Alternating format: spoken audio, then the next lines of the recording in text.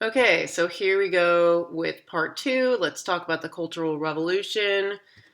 And if we need to make it a part three, we'll do that too. So, again, like the Great Leap Forward, we started out by looking at some propaganda.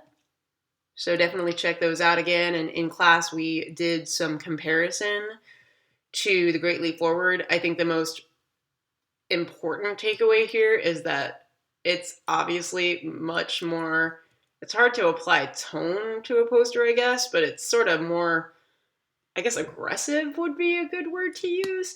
You can see that there's much more use of the color red, which is a symbol of the Communist Party.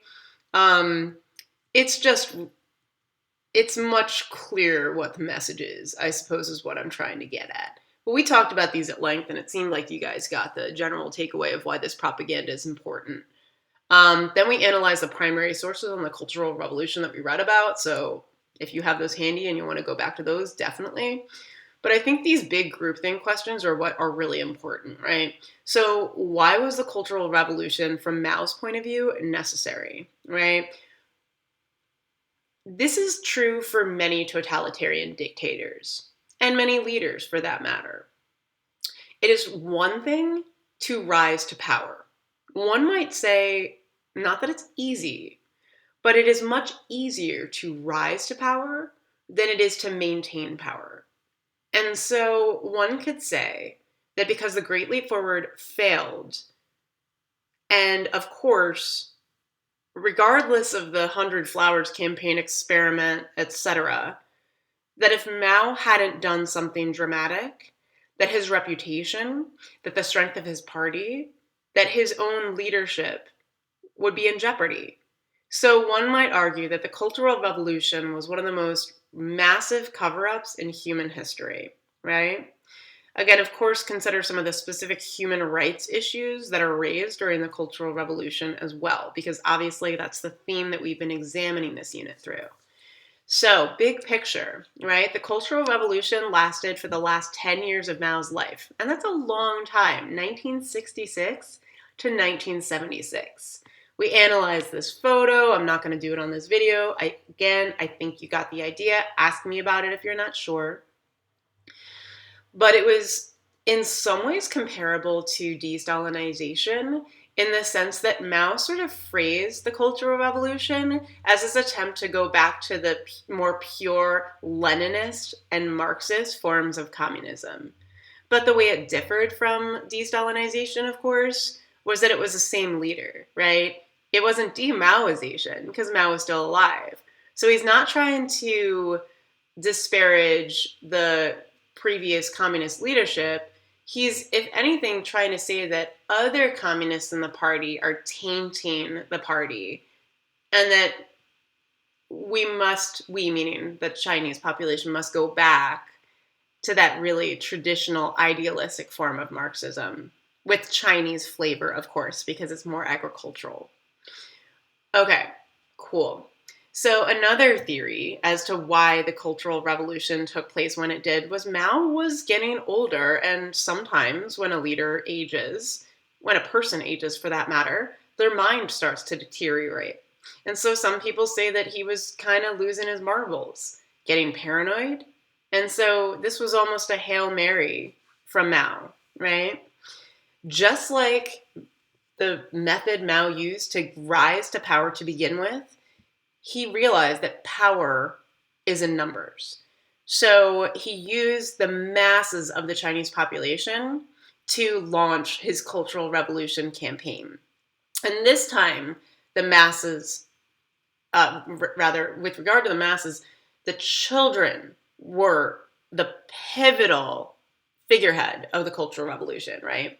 But in addition to that, he used the press because there was no free press in China. So the People's Daily was a great example of this. They ultimately also published all this sort of propagandized language in favor of the Cultural Revolution and what Mao was attempting to accomplish. So I keep talking about the Cultural Revolution, but I haven't really fully defined it yet, right?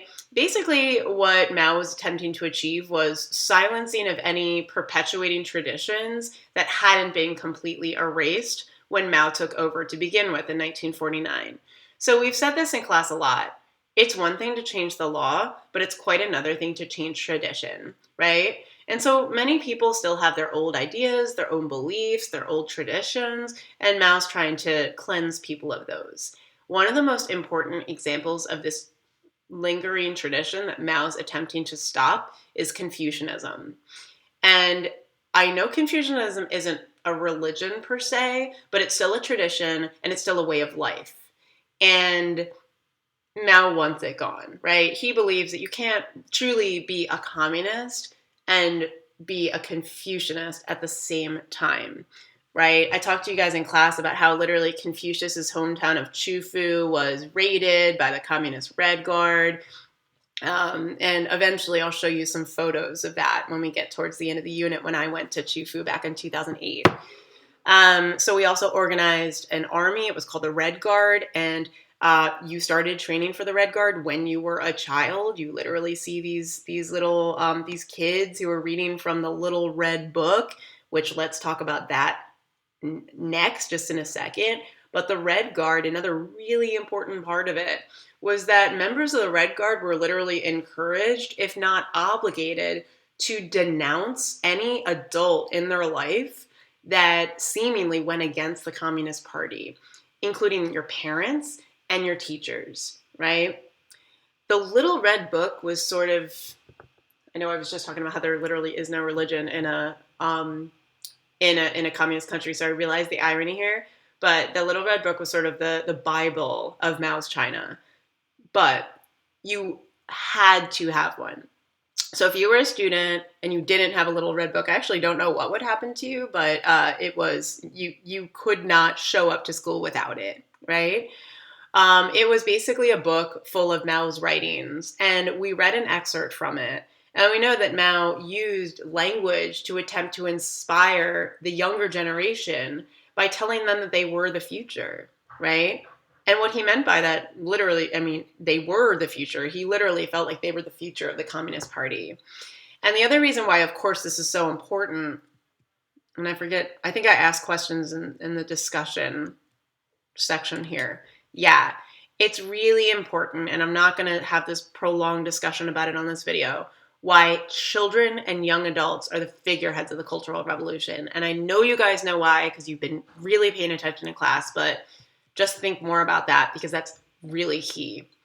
So Mao dies in 1976. Rewatch the funeral if you're interested. Again, this is a clipped video for our slides, so you can watch the whole thing if you have the spare time.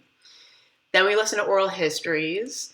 You're not going to be quizzed on those specifically, but we will be doing some research using those after the quiz. So moving ahead. Okay, cool. Really quick stuff on foreign policy in China. And then I might make this a three-parter because I think these videos are easier when they're in smaller chunks.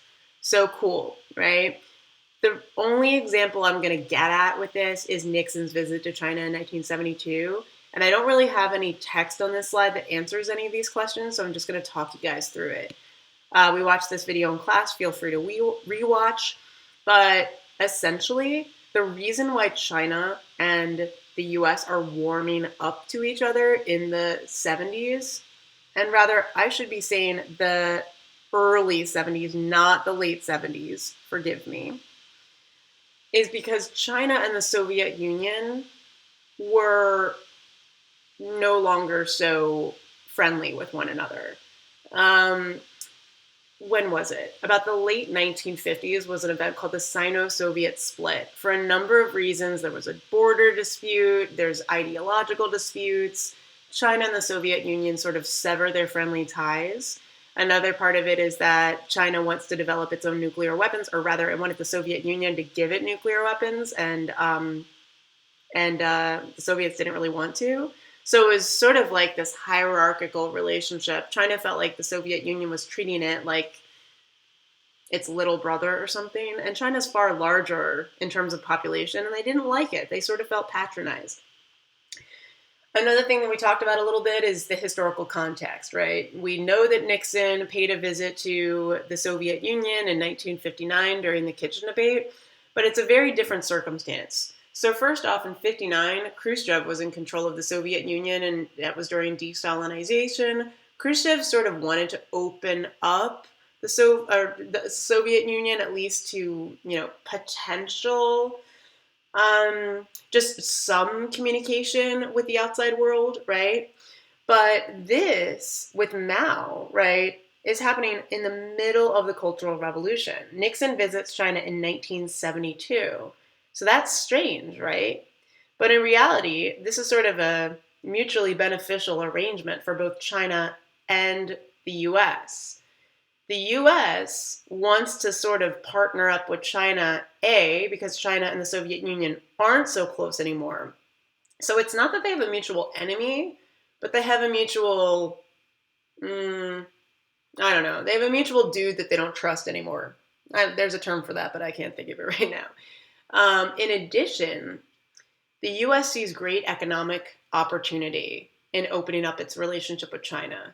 And while this does not happen under Mao, after Mao dies and Deng Xiaoping takes over the Communist Party in China, you are going to see the introduction of some capitalist features in China's economy. And we're going to get to that at the end of the unit. Other things, but this is more US history, but I just think it's interesting, is that, of course, Nixon was vice president when he visited Moscow in 1959, and he's president when he visits China in 1972. So it's arguably much more of sort of a press opportunity, and the irony is that Nixon literally met Mao once, but yet there were statues made to commemorate the event. It's something that is covered really significantly still in history books now, to the point where I've taught this for 13 years, and it wasn't until rather recently that I realized how brief Nixon and Mao's meeting actually was. So let's stop here, and we're going to talk about women in the People's Republic of China, the one-child policy, and then we'll call it a day. All right, so stay tuned for part 3. Thanks for watching.